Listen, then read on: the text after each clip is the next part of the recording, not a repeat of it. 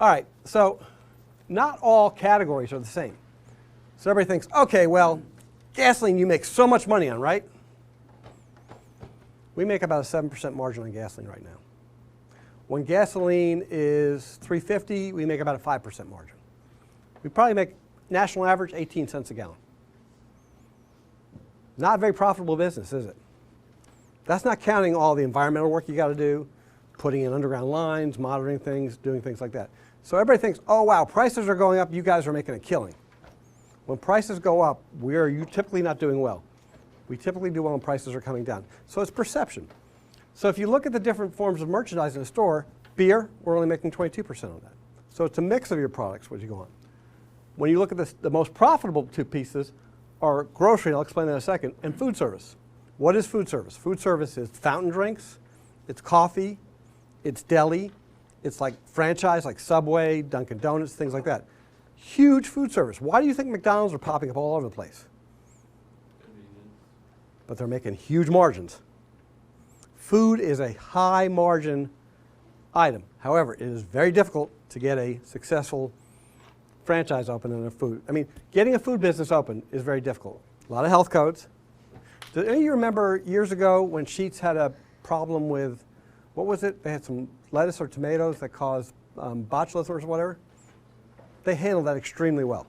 Could have killed their business. Packaged beverage. What's packaged beverage? Packaged beverage is soft drinks, water, teas, isotonics like Gatorade and things like that. And I know Dr. Brown has talked to you about soda. We call it carbonated soft drinks. What do you think's happening with them these days? They're going like this. People don't want them. So we've got to keep on looking at what's our mix in that. Getting more water, more tea, more Gatorade. You've got to keep up with it or else you're going to sit there and you're not. So what's really important in that store is not just a great idea, but how it's placed to the consumer. I walked in one of our stores and we had a lot of child products, like for milk and things like that. Guess what? It was up on the third shelf up here. How well do you think that's going to sell? Not very. So I walked in and I went back and I said, why do we have kids' products up on the third shelf? I don't know. This is all part of marketing, okay? Yeah. If they can't reach it, they can't buy it, okay? So it's not always what you see on paper, it's the things that you have to look about. So I just want you to get a view, Brian. And one of the things too, when we talk about margins, we also have to talk about what's our marketing strategy, okay? Because customer acquisition is really important. It's a very important term. I don't know if you talked about customer acquisition or not, but customer acquisition is a really important term because without customers, we can't do what? We can't be in business, right? So we have categories and we manage them differently. So with tobacco, that is a customer acquisition strategy because you're trying to get, and obviously I'm not saying anything about cigarette smoke, but the convenience store industry, probably since grocery chains have moved out of it, since drugstores are moving out of it, it's fallen to the convenience store chain. It's a declining brand. That's a good thing. I'm glad. How would you feel about pulling up to a gas station where it said low prices without knowing the price? So it's not just in the program. I could say, yeah, I'm going to do that, but if you don't tell your consumer what you're doing,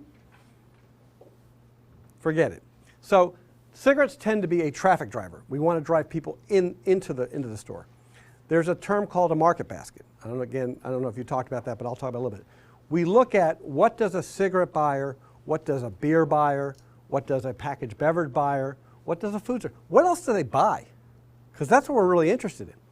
What we find through research, and it depends on the area, is that the cigarette buyer has the biggest market basket. They usually buy a drink, they're probably buying something else.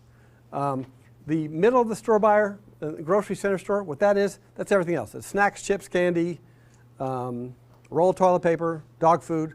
Dog food we're not really pushing, because if you're buying dog food from us, you must be desperate, because the store is closed, okay? And they're not as margin sensitive, they need it right then, they're moving on, okay? So if you ever see a store with like a big shelf of dog food, someone in marketing is not doing their job, okay? It should just be the fill-in things that they need. So there's different strategies. Like for example, we look at traffic drivers being coffee and cigarettes. We want the coffee buyer. Coffee buyer is very sensitive to a price. They come in every day. So I get the coffee buyer. I'm getting the coffee buyer. Even during the summer, I'm getting the fountain drink buyer because we go to a 49-cent deal. We get a mug and for 49 cents you can refill it all summer. Well, if I'm say, great. Or if I go to coffee, I got a low price on coffee. Coffee buyer and the fountain drink buyer also have a good market basket. Okay? You're trying to get people into the store because once you got them, they buy their stuff. Do you go to a convenience store and just buy one thing usually? Ah, you see, so.